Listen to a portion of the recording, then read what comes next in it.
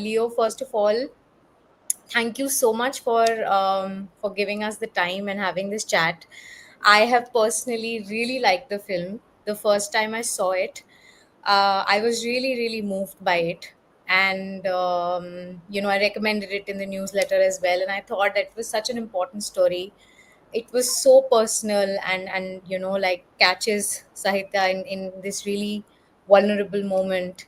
And I thought that it must have been a really difficult journey, not just for her, for what she was doing, but They, also must have been for you. they, no, Oh, even sorry, they, sorry. yeah, yeah, they Yes, went yes. through the I'm transition. really sorry actually, and I please, know, yes, understand. Yeah, um, do correct me if I make those mistakes, yeah, because yeah. I did. Yeah. okay, great. So let me start first of all by introducing this series. So we have Doc Talks, where we're trying to bring in important documentaries that are sparking these really important conversations, and the idea is to get the filmmakers to talk about not just the film and the process of the film, but also talk about the subject on which the film is based on. So our first episode was with Kanika, and our second is with Leo, and I'm going to just make an introduction for Leo as well. Leo has primarily worked as a photographer while assisting various filmmakers and content creators in their attempts to learn filmmaking. Their work as an assistant includes an experimental Haryanvi film, a web series from Kashmir, and collaborations with other content creators. They are from Chhattisgarh and Andhra, grew up in multiple places, and are currently based out of Goa, much to everybody's envy, where they work as a freelance photographer and content producer. Dear Sahithya is their debut film, which won Best Documentary Short at Kashish Film Festival, which I'm absolutely not surprised about, and the Silver Comma Award at Alpviram Film Festival in 2024. And Dear Sahithya is their film that we're going to be talking about today is a deeply personal documentary that I personally loved. It follows Sahithya through the emotional and physical journey of a double incision mastectomy. Told in the form of a letter that she writes to herself, the film captures intimate, vulnerable moments of transition that are both deeply personal and profoundly political. It speaks powerfully about identity and self acceptance in a world that demands conformity, which also placing body and while also placing body and identity politics into sharp human perspective, which was my take on the film. That's And great. Yeah. Leo, I'm going to leave the stage to you to introduce and to walk us through how you started making this film. Hmm. I I think one of the things that you have to deal with when you're a friend of mine is that I will be. Oh, I don't see you anywhere here. Okay. Um, One of the things that uh, I usually do whenever I am with friends is that I am constantly shooting them. I think I developed it as a form of coping mechanism or just like my incessant need to just document everything in my life. So I'm a data holder. So when I think Saitya and me have been friends for a long time, even before they came out as trans, and it was through our small groups that we could kind of explore our identity, have conversations about it, and come to conclusions apart from therapy and all the other stuff that is going on, so that is required or anything by the law. But it's mostly friends and the community that you rely on. So Saitya, so I think my friends are very comfortable being shot by me. So the people that you would get to see in my photographs and films or anything are the people who have consented to being shot by me a lot, because I probably bring in that sort of an atmosphere and like this sort of a safety, and where they can continuously converse with me. So this is not your typical documentary where I had to get consent forms or anything like that. I believe in continuous consent. If at any point Satya believes that, hey, this documentary is not doing well for me, and they communicate it with me, then I have already spoken to multiple people involved that we can probably make changes. So that's the whole idea. But a lot of props to the way the story has been told and has been shaped, and the sort of narrative that we stuck to. I think I have to give it to my producer Sridhar, who has been teaching filmmaking, and also my editor Sakshi, who just was able to sculpt out this beautiful, story out of this whole, mess of a footage that I gave them without really having any sort of a brief. I just said that I wanted to make a film about acceptance, which is the most, and I gave them a short, what do you say, a cut of a sequence of where Saitya goes out and gets the injection and comes back and injects themselves with testosterone, which is like I feel like that's a very interesting part for me to witness, because I have dabbled with the ideas of HRT and how political these substances are, and the sort of effects that testosterone had on me while I was growing up, and how much of a difference there is in people who are going through it even now, as fully formed individuals with opinions and everything like that. So it's very interesting for me to see and juxtapose. So I was primarily interested in documenting transmasculine people to understand the effects of testosterone. But while I was shooting that, and I was also shooting other people who was doing that, Saitya had informed me that they were going to go through a double incision mastectomy as a corrective surgery, through which they could experience having a flat chest, and they asked me if I could shoot it in a way like how I shoot. Like, I sometimes shoot weddings and whatnot. I'm a freelance photographer, so I have to do all sorts of things. So they were like, "Can you shoot photographs of the whole thing like you shoot your weddings?" I want it to be a joyous, celebratory thing. I don't want it to become one of those, sob stories. So I think that was a brief I got from a client, and I went with that perspective. And when I was shooting photographs, I also constantly shot video. And the first schedule, I only took one camera. I was talking with my producer who I was assisting. So I was talking with him, and he was like, "This is a very great documentary idea. Why don't you just take my cameras and my equipment to go and shoot? We'll figure out if we can make something out of it." So I'm really grateful for the fact that he trusted me with like a lot of good equipment, and because I knew my way around it also. So like I was shooting primarily doing on location sound, all of it, so it's just me. So I think that the absence of a big crew also is reflected in the personal touch that you feel in the film, how people can be more vulnerable. And with the access that we have to technology, I think we can, limit our crew and spend more time with our subjects as filmmakers. I think I really believe that, especially in documentary filmmaking, I don't want everything to end up looking like a very well polished ad. I appreciate it because it is very required, because people expect that sort of a quality, and there are more people who can watch it. When more people are involved, all of them kind of, make noise for the thing to be watched by more people. So I'm always expecting that to be a great thing for any sort of a community or any sort of a marginalized group that is looking for representation. But on a very human level, I feel like it's important for us to also have some genuine stories. So I think those were the driving forces in how I could like sculpt this narrative out of a moment out of Saitya's rather extra fabulous life, I would say. So yeah, Saitya has gone on to be in one more feature documentary now, which is doing the rounds right now. So it's called Zinda Hai, and they have formed a all trans punk rock band called Inshallah Babes, and they're doing great stuff. So they're recording the EP in Goa right now. So yeah, just it's amazing that I could be a part of Saitya's life, is what I feel sometimes. Yeah. Wow, that's great to know, and you honestly answered like two three questions that I had, around your access and the advantages that it brought.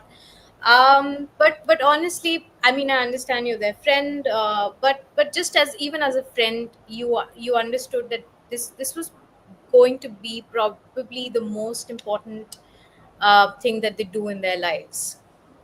What Yeah. kind of things, like how did you then, despite being their friend, how were you able to maintain boundaries, and through the process, did it make you feel, because you were not just making a film, but you were also witnessing your friend go through this.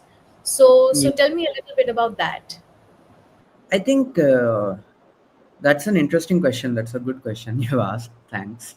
Um, I think care plays an important role in how we have to approach any design or anything like that. So this film was shot over three different schedules. One when they were just before surgery and during the coming days to the surgery, and one after a year almost when they have gone through the surgery. And I remember them writing the letters, so I was like, will you be able to read it back to yourself on camera? This was also with the suggestion of Sridhar ki, hey, you have shot the letters, but will they be able to read it? And Saitya's house has like very weird things going on because their mother is a, what do you say, a basketball coach, a roller ball coach. It's like basketball on roller skates. So anyways, their mom has a huge room with a big mirror so that they can teach physical education classes.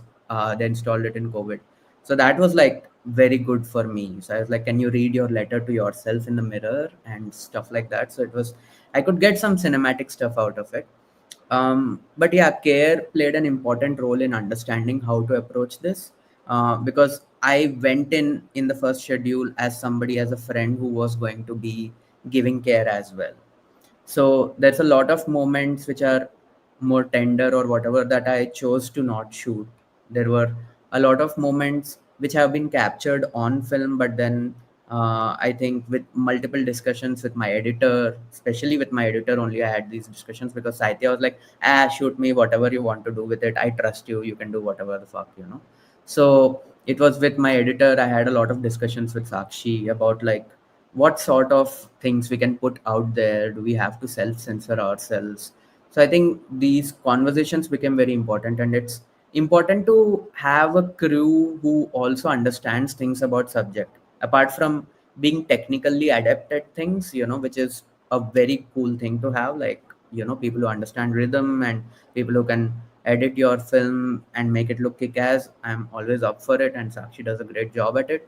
But I think one thing that made it very easy for me to work on this project is their idea about identity and their own understanding of this, which comes with such great nuance. So I feel lucky that I was surrounded by people who had a very great temperament towards approaching subjects with tenderness and care, and they all kind of had the care aspect on the top of their lists in the way they function, that okay, we have to make sure that everybody is on the same page, which is very Because it's difficult. very easy in stories like these to Yeah. basically, see medical transitions as, sensational things, or exoticizing it, or to, I think what I really loved about the film personally was that, for obvious reasons, it had the right gaze on the story. Because, then otherwise you lose it, and you immediately start looking at it as an other person. And there's a very thin line between understanding that and sensationalizing this whole thing. Yeah, that's true. Like there were moments when like I was asked, hey, even the doctor said, would you want to come into the operation theater and shoot it? And I'm like, but that's not Saitya there. That's just like a patient for you who has no consciousness. Yeah, right. And it's just a piece of body. And I can get operation footage from anywhere. So I chose not to shoot it, although it would be great stock footage or whatever. But I don't know. I figured like the ethically it just did not sit well with me. It just was an operation, and the maximum I could show you were Sahithya responding to looking at their own, breasts in a bag, and with their mother looking at them. I That image really stays with me a lot. So I think that's how I could show the viscerality of it, the how body plays an important role, and at the end of the day, how much it is just a piece of meat in a bag, and that was what was weighing you down, and that was what was a source of so Absolutely. much pain. It's like a tumor. Yeah, Yeah. absolutely. Because right in the beginning, when they say that, I just want to get rid of these, Yeah. you just like that just puts the whole question of identity right in front of you. That it is something that they're born with, it is something they're not comfortable with. Like that's it, it's actually that. So then it comes a full circle when they're looking at it in a bag. It's a funny image, I really, yeah, there's a lot of humor in it, and people who understand and relate to it are laughing their ass off, and like a lot of people are curiously watching it. I was just amazed by the kind of reactions I was getting from people, and especially with the audience whenever it was getting screened on a big screen in one of these old theaters at Kolkata. It's got screened in a big theater, and in Mumbai also. I was so lucky. I just never imagined that I'm making something that would be screened on such a big screen.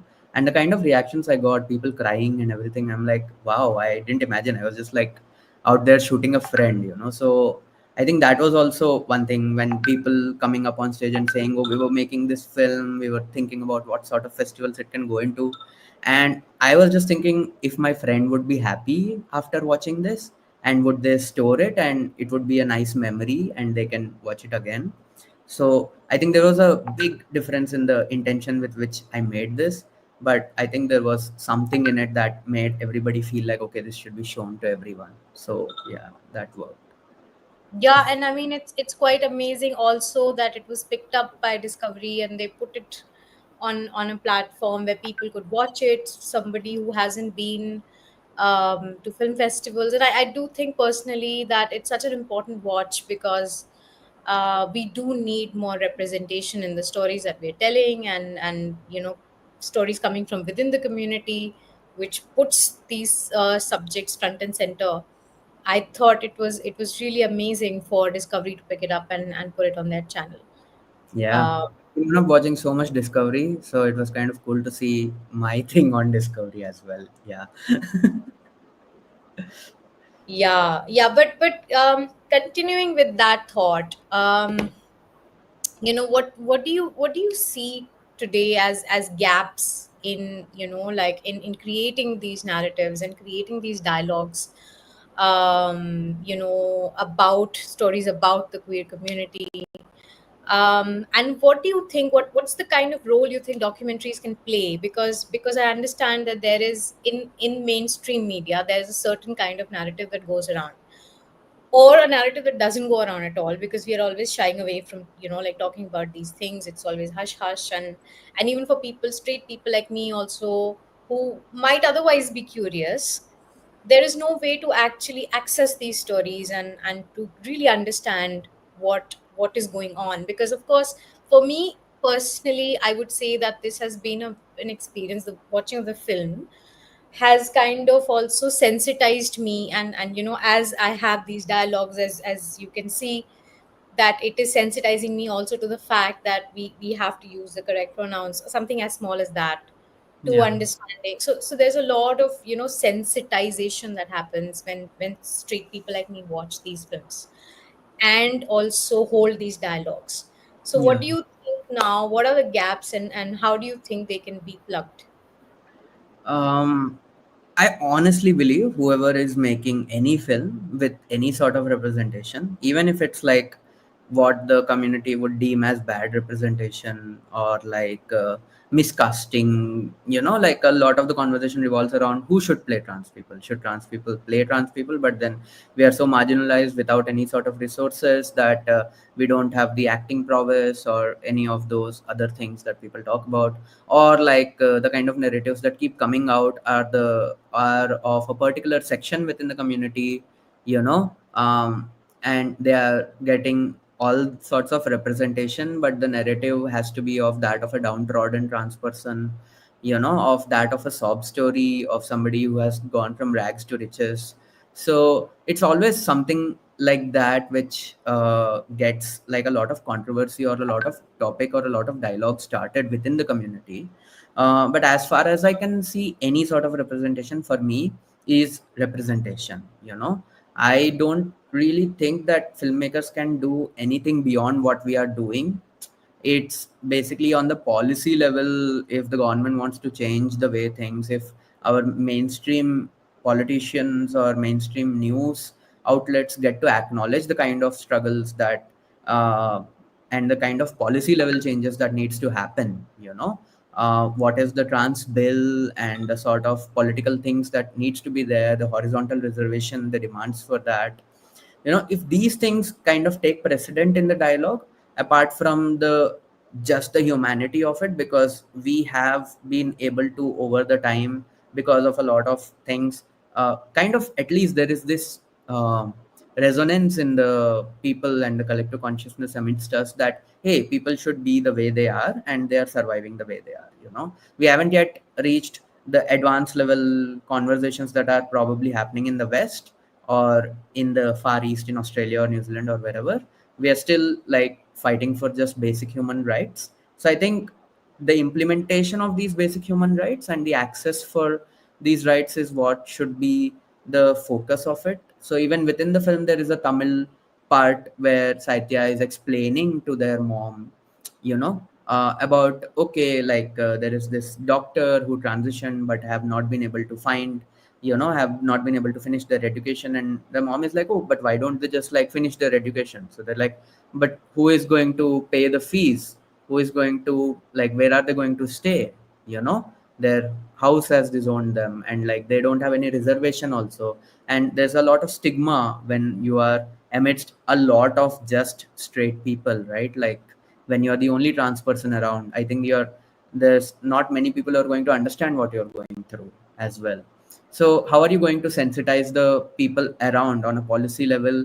What sort of programs are you doing? What sort of mental health services are you making available for trans people to be able to, even if they are given the opportunities to go into these spaces, even if somebody says today ki, hey, we have made so much progress, I believe that what are the things that you are doing for us to cope better, you know for me to not be very confused, for so I think, and why is this happening? There's a constant thing ki, oh, people are always grouping themselves together.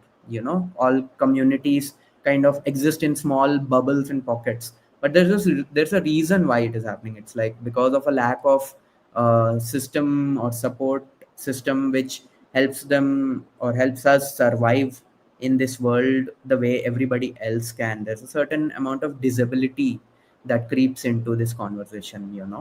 So I feel these are the conversations that we need to have on a policy level.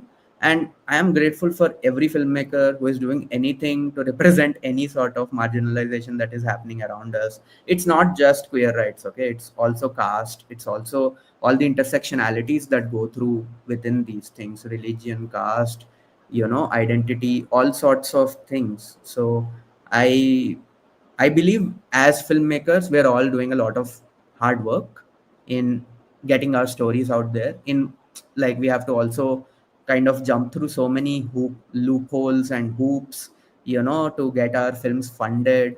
And if this is the sort of story that the producer is funding, okay, just get it funded, and make the thing, and like we'll move on to the next one. Yeah, make your tali or whatever that you want to make. Okay, it's okay. Yeah, at least Sushmita Sen is in that. So somebody from my family would watch it. Oh, Sushmita is in that. Like Vijay Sethupathi playing a trans person in Super Deluxe. I mean, there are a lot of conversations about how it is problematic or not, and I agree with those. And we need to have those conversations. Only then we can move forward. But representation is something that I will always take. Yeah, I understand what you're saying. Also, do you think, like, I actually honestly did not think of this from a policy level, because my understanding, of course, is not that great. And like, I, for example, read about this recent case, where I think the court granted both parents of a baby to be, because technically they were required to be father and mother. and they were both trans. So I think there was a recent court ruling that said that they could both be named as parents and Yeah. not father and mother. So do you think that like there's at least some kind of progress with these kind of judgments coming in? And like you said, of course, there's also recognition, first of all, for a third gender in like the public forms that we're filling. And of course, this I see as a very, very positive step when a mainstream platform like Discovery says, yes, we are going to put your film on a public platform, w- because they have an audience that goes far beyond people like us who are already watching thought-provoking documentaries in festivals. It is actually reaching a far larger audience. Yeah. So do you think that in that sense there has been at least some progress from previous years? I think in terms of progress, we're always progressing, right? Like there will be more progress tomorrow than today, always. I don't think that anybody is questioning that. And it's the speed with which this progress is happening. How much progress have been able to make are the important questions, I think. Yes, I think having the ability to tick on the third gender box in a form helps a lot of people. I know so many of my friends who want to apply for a job, but then they see, oh, it's just gender, male, female. I'm like, male and female are firstly not even genders, like, get your facts straight. It's man or woman are the gender, right? Like, male, female are sex. So gender, male, female, they see and they're like, okay, I'm now already feeling low about this place, if I would be able to apply here or something like that. Even people who are very talented and who have the kind of educational qualifications or whatever and want to work in spaces kind of get discouraged at the very first step.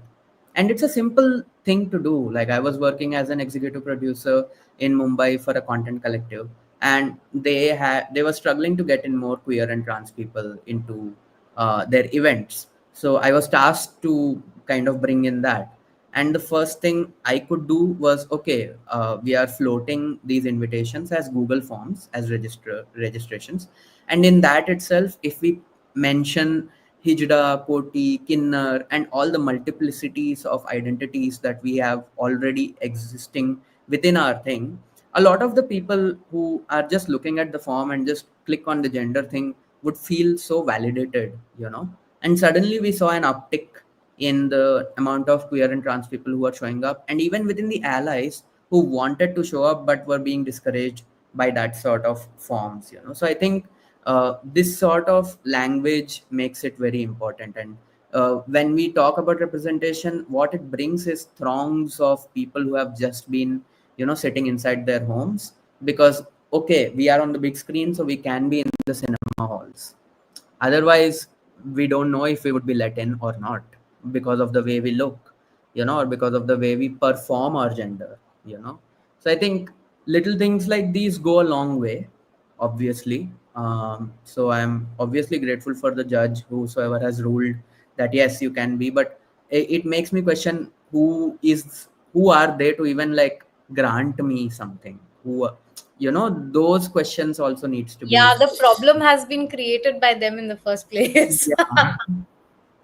And Yeah. now they're solving it. Yeah. But to continue that thought, I had a question that I had written down, which is continuing with the same thing that you were just saying, that how do the everyday politics of identity, especially for trans and non-binary people, intersect with the need for acceptance, not just from society but also their family, institutions, and even the self? And what does true acceptance actually look like? Like I had said in the introduction, that in a world that demands conformity and legitimacy, how do these things intersect? And because I understand that this whole thing plays out in two different ways, one on the level of the other, and one on the level of your own self. So just walk me through that a little bit. It was a long question. Can you repeat the first part? Like, I got the how does acceptance look like? even within Yeah. ourselves or within. But like, what were you saying before I that? was Can I was asking you, how does the everyday politics of identity intersect with the need for acceptance from the you? society as well as the self? Okay, okay, okay. Yeah, I get it. Um, yeah, I mean, that's again a very interesting question. Uh, because it's something that I deal with every day, and I have to talk about it in therapy every now and then as well. Um, yeah, and it is rather confusing also as to how you want to define yourself, because it's not like even if you're straight, you have a particular version of yourself which becomes like, which kind of gets stuck onto who you are as a person unless you are very confident. I think most of us are very confused individuals going through a large amount of existentialist crisis, trying to figure out what our identities are, and it is constantly being shaped by our learnings and unlearnings from the society around us.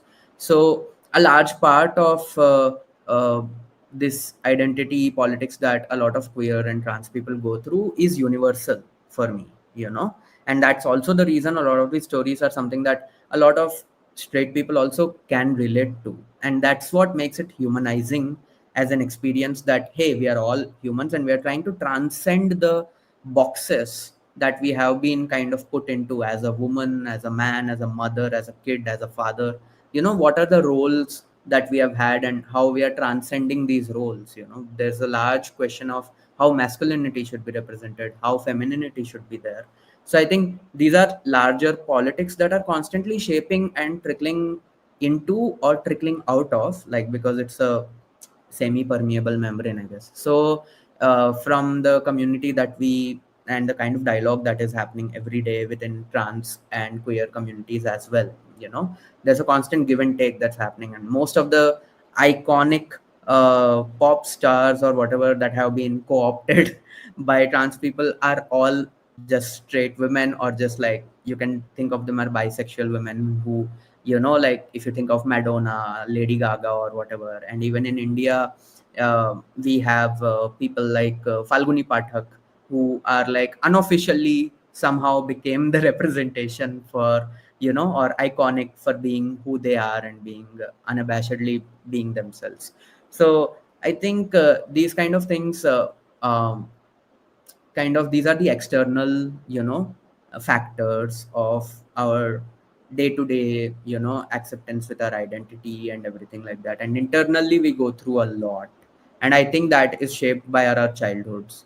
We, and it's not just our parents, like, because parents play, like, I think 50% of our time when we are growing up, but like we are spending a sizable amount of time with our peers in schools and our teachers, and they all have a lot of authority over us as kids. So what sort of changes can we make within our education systems and everything kind of shapes the internalized identities that we walk around with.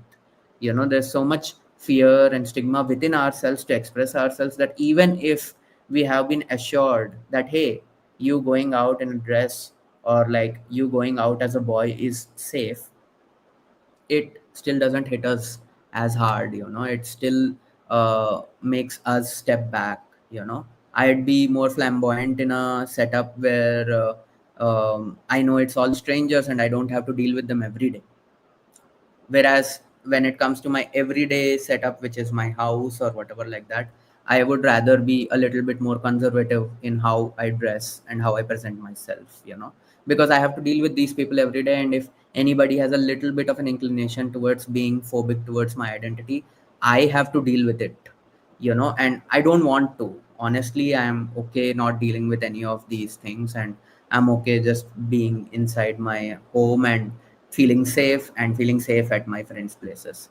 So I think these things play an important role. And what Saitya has been able to do in this film is articulate what is going on within them in these beautiful letters, and that's also why it hits so hard, because despite what we are seeing happening with their mother and their friends and everyone like that, and the kind of acceptance that they're able to receive, um, I deliberately focused on acceptance and the multi-layered acceptance that we receive. I think Saitya is able to uh, articulate it so well. They were the perfect friend of mine to document also in that way, because it's just cool that they're they're just cool in the way they process their emotions, and they're so vulnerable so easily. I mean, I'm so grateful in that way. Yeah, sorry, I don't know if I answered what you're trying to ask, but I hope it No, touched no, on. no. Of course. I mean that completely is what I was asking you, because Hmm. I so completely agree with what you're saying, that these ideas of identity start so early. Like there was an incident a few days ago where I was with my niece, and she's very little. I think she must be barely, what, 10 years old or something. And she was complaining. I was picking her up from her school, and she was complaining to me that all my friends ask me, oh, your mom is a teacher and your aunt is a filmmaker, that's so cool. And I was like, so why are you complaining, what's the problem? And she said, no, because I don't want to be known as her daughter or your niece, I want to be known for who I am. And I'm like, okay, so so basically, like, she's already thinking about who she is as a person. Yeah, And those questions with her own identity have already started. And this is the time when she's telling me. So that means the question must have started much earlier. yeah, And like, she just wants to be known as her own person and not as this person or that person. so cool, So your niece. Yeah, all our nibblings are so cool. Even I have like bunch of these two. They're so articulate. They say so many things. I'm like, I was never this intelligent when I was a kid. I was just like, yeah, I don't know where I was. yeah. Yeah, but it was. But It's I really cool. realize, like, this need of coming to terms with who you are, and being accepted for who you are, instead of like, taking that conditioning in, Hmm. which being somebody who you're being asked to be. And I do understand that I think gets further cemented by, like, what you're saying, that if everyone around you is a different person, and then you don't feel safe enough to talk about it, and then you're probably also made to feel that if you're feeling different about yourself, that's probably a wrong thing. Yeah. So I think there is, so what I understand from this is that there's obviously a clear need to kind of like work on the very conditioning Hmm. of and like this, there's this organization who makes films for students and they show it around in schools. I'm not going to name them, but Oh, they had why commissioned not? Why do I have to take that permission? Okay. Yeah. name. I don't have to, but then I'm like just being Yeah. politically correct, which I have been advised to do. So, so they had commissioned a friend of mine to make a film, Yeah. and he wanted to make. So he chose the topic of making it on identity, and on this subject of queer identity. Hmm. So and because he was also from the community, so it was, I think it was a great opportunity for him to actually. And we thought, oh, it's very nice because he's actually being given money to make the film. But Yeah. then they didn't want him to use words like gay in the film, which I thought was No, just it's true, because like even when this is on Discovery platform, it says foul language, nudity, whereas there's no nudity. I mean, it's a man showing off his, like, upper just, body. It's yeah. no nudity, but it does say foul language, nudity, parental discretion advised, 18 plus. As soon as you identify as a trans person on Reddit or somewhere, your profile automatically becomes NSFW, like, so it's not safe for work. But whereas I am just like, people are just talking about wholesome cartoon shows or whatever, the profile doesn't have anything explicit in it. It's a thing. Yeah, it's very sad that these are keywords that trigger certain alarms in people. Yeah. Yeah, and I think their concern was that what are parents going to say? Yeah, But I thought that it just went against the whole point of making that film, right? Because the that's whole point was to do sensitization. So sensitization has to start like this only. If you're yeah. constantly thinking about how to not ruffle the feathers, and I'm not sure how it's going to bring in any change. Yeah. I Um, often see individual parents who are very cool and who allow their kids to watch these kind of things and sensitize them within their homes. But I often wonder, because it's one kid and one family in a whole school, and how much is that sensitivity going to help them or going to make them feel like they are very different in that whole crowd, unless they're going to watch it with their own peers and have discussions and talks a bit about it. Are they going to even be able to access these feelings and even express themselves? I know so many people who came to terms with their identity so young on when they were in school, but they felt so ostracized or even whenever they expressed. And for me, I'm also neurodivergent and I'm not very much in touch with my emotions, so it took a lot of time for me to understand what is going on with me.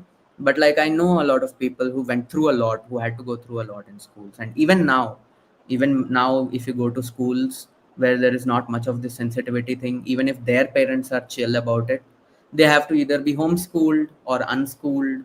So many of these things are also the questions that we need to ask as filmmakers, I think, uh, in the kind of films that we have to make.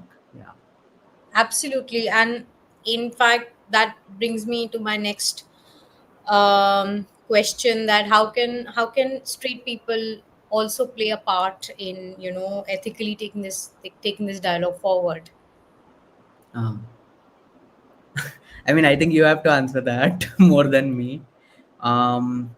Yeah, but I think it's being able to make space and build platforms, that are in being able to platform these things and being able to take part in, or like financing, funding, whatever ways that you can help in being able to volunteer for a lot of the things that are happening around you. In a way, I think organically, the allies around us who have been able to support us have been able to stumble into it organically with their own curiosities. I think it's being able to have the grace in receiving criticism and feedback whenever people are faltering, also because sometimes people just don't have the time to put in to educate people, so they come off as strong, hey, this is something that you are supposed to know or something like that. And to be able to receive that feedback with grace and like inculcating it and also working on things, I think it's similar to whatever things that we are taught as morals. And I think in our moral education classes, this should be one of the things that we are taught in being. So I think it's just that, like, it's like how capital punishment used to be a thing and now we can't do that anymore or something in our schools. So hopefully these kind of bullying and harassment and everything like that things will also be checked in by people who don't find that sort of checks relevant in their lives. But also to consider that there are latent parts within ourselves which we have repressed because of the conditioning that we have gone through. There must be something utterly masculine about you that your friends or somebody might quote ki, oh, this is not a very ladylike thing to do. So like it's the same thing. You probably don't identify as somebody apart from a woman, but there are the fluidity of your expression of your gender is an example of how easy it is for people to not be boxed by these things and people to question these boxes. So I think it's just that. Yeah. That's really, yeah, that's really true. One side question that I that while you were talking, I was thinking about it, that of course, I think my takeaway from this discussion would be that going forward, if we are able to form a team, then it'll be nice for us to also deliberately, like, be more inclusive, and get more people in our teams, to just to be able to understand, and like, also give them representation.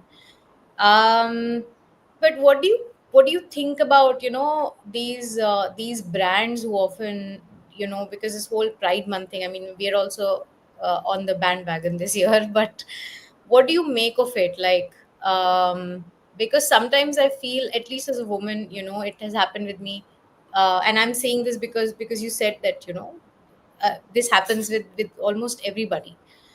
And as a woman, I felt that, these Women's Day and all of these are just tokenisms, because I had started my career, for example, as a technician, and I was a director of photography for many years. And I remember there was so much prejudice against women at the time because they thought, oh, the women won't be able to do it. But every time it was Women's Day, it was a corporate mandate to get women. So I would often only get my biggest projects around Women's Day, and then the whole year there was like nothing. So I just wanted to know from you if you ever felt like this also, and also if you can tell me how have your own personal experiences shaped the your film journey. Hmm. Yeah. I think it's, what is it called? It's called pink washing, right? This whole phenomena. Yeah, Yeah, that's what I love the word. I'm so like, they have branded the thing that they do also. I mean, yeah. like, they're so clever with this. Yeah, I mean, even that sounds interesting. I'm like, yeah, I would like to pink wash, you know. So, but Yeah. yeah, I mean, uh, I- to nerd out about it, there's a lot to the history of how capitalism creates problems and then provides solutions for the problems and sells that back to us, in a gist. The whole idea of gender or whatever being just the binary is something that was also propagated through weird products, like like a pink bunny and a blue bunny or whatever, like that they will do, and then the purple one for trans people, I guess. So yeah, so these things they keep doing. So I am often confused by it, but I also feel like reparations is a thing, right? And the brands have to, in one way or the other, give back to the community, and rather than making products through which they can create profit out of it, I think everybody is trying in their own ways in figuring out representation. And a lot of the times, or more often than not, the people who are behind these CSR initiatives are queer or trans themselves, and they are trying from their own end in how to get these big brands with their traditional ideas to address the kind of identities and marginalization that is happening around them, and to use that extra money that would have otherwise gone into parties or whatever, or like not never be used, to use that money. So I feel like a lot of the times, it is when you go into the nuances of it, you always find a queer or a trans person in the team who is trying to do their best in doing this. So I mean, on a blanket level, I can criticize these things, but on an individual one-to-one basis, it always comes down to one person trying very hard, and then I have to just relate with them and figure out how to make my own peace with the kind of stuff that they are doing, and how can I support and show solidarity without really compromising my ideals and my understanding of what the perfect way of representation should be, because we are all constantly trying to have that dialogue. Like I think as a younger person, I was more fierce about these things, and now I think I'm more clever about these things. I don't think the fierceness has gone, but now I feel like, okay, there's a better way to navigate through these things, and we have to strategize in better ways. So I think those are the things that I can think of when it comes to pink washing. Yeah, I think that's something that you also relate to in one way or the other. Yeah, so I think those are the things. Yeah, Yeah. yeah, I completely relate to, and I absolutely despise also, because I feel that if because it's I think it's only serving a capitalist agenda, and it's not really helping anybody. If Mm. if there's no real, if there's no trickle down effect, and ultimately nobody cares, Yeah. then like then doing it for one day in a year is, I mean, I've now started making fun of it also, because every time Women's Day is approaching, I like I put out this thing saying I'm available, you can come to me, for the tokenist Yeah, act. yeah, yeah. Yeah. I mean, I can say the same about Dear Sahithya suddenly picking up. I'm like, hey, so many people are reaching out for screening this. What's going on? I'm like, okay, it's June, it's Pride Month. Yes, that's what's going on. So, but I like it. It's our You had month. to remind yourself that it was June. Yeah, I didn't know. I was living my own life. I'm like, I have too much trouble or work or whatever that I have to go through. I'm like, yes. But yeah, which is why I sent a disclaimer first saying that, see, I'm not doing tokenism because I did, I did genuinely watch the film much before Pride Month, and I put it Huh. in my newsletter also saying this is the film to watch out for. No, So that's very मैंने cool. disclaimer दे Yeah. दिया था पहले इसीलिए. Yeah, yeah. Thanks though. Yeah.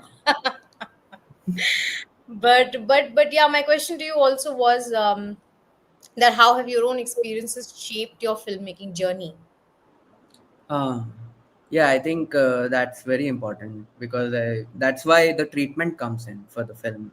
Like everybody would be able to approach the film in their own ways. So I never feel like I will put out my ideas, and I never feel like they can steal it because the way I would treat them would be very different. So, and nobody can.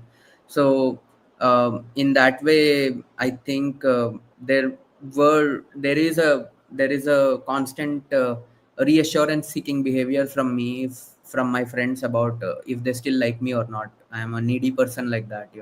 So I think I also put it in my filmmaking. I don't treat it as a contractual thing. I understand that I have to constantly make sure that the people that I'm documenting are very okay with the things that I'm doing and everything like that. On a much more personal level about the topic that we have chosen, I already, I think, spelled it out earlier about like the kind of confusion that we as boys, you know, as younger people go through when we are being pumped full of these hormones at a very young age, and when there is no discussion, there is nothing that is going on, and you have to rely on like very unscrupulous kind of sources around you, and the kind of shady information that you can only get from other people around you to kind of shape your understanding of what your identity should be like, how you conform to a certain thing, and how you perform your identity. I think all these things are being shaped when, and especially I grew up in small towns and I grew up in multiple places. So I also, as far as I could see, that I got the chance to start from scratch everywhere in the way of forming my own identity. So I could like figure out, okay, I fucked up here in this particular place, so here I will behave in this way. And constantly, naturally, I could like figure out what is going on and how I can be behaving.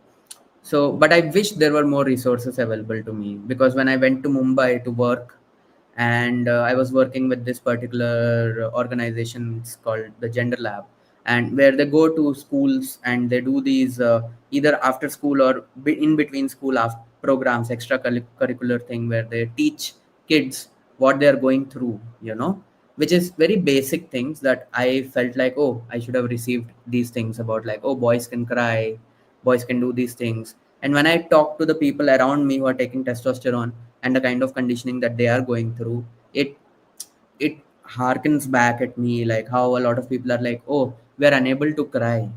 Some people say we are unable to cry. And I sometimes wonder if it's the hormone that is doing it to them, or is it their own conditioning that they have to represent themselves as more manly so they can't showcase so many emotions. But like, it's a particular problem that a lot of people who are going through testosterone face and talk about. And it's very intriguing for me as a person who has gone through these things and did not have the vocabulary to express and seek help for these things. So I think these things shaped my interest in trying to shoot people who are accessing these hormones. And I feel like hormone is a very political thing. Like if you go back to the history of it, estrogen was primarily synthesized by the US defense to use it as a weapon of warfare. They took it from horses, and the first person to surgically or like to go through HRT was a US soldier who volunteered for it. So it was a solution, or it was a weapon of warfare that was kind of synthesized by US military, and now we are kind of reclaiming it back because it's a biopolitical thing that we have figured out, that we have the agency of our own bodies and we can do whatever the fuck we want with it.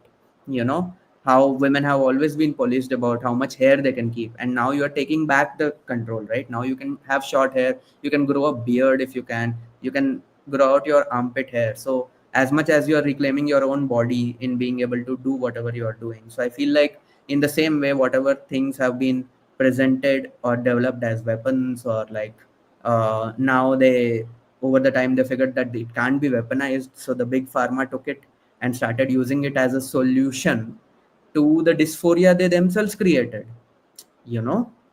So it makes you question a lot of these things when you go into these things and when you read these things.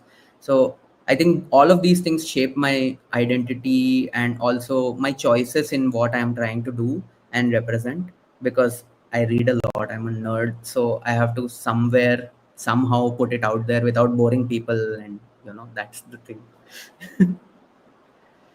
Yeah. No, no, that's so insightful, and like I'm really learning so much, Hmm. and I can honestly just hear you talk the whole day. But Oh. You went through an but hour. Wow. Yeah. yeah, I know. So I'll just ask you one last question, and then we can end the interview. If there is one truth or any one thing about non-binary existence that you wish everyone, especially those outside the community, could truly sit with, what would it be? Something that you think has been resisted or ignored, your last thought that you would want everyone who is watching it right now or would be watching it later when we broadcast it, what would be that one idea that you would want them to sit with? Ah, I think it's the painful boxes that the people who don't identify as trans or something have kind of wrangled themselves up into to be conforming.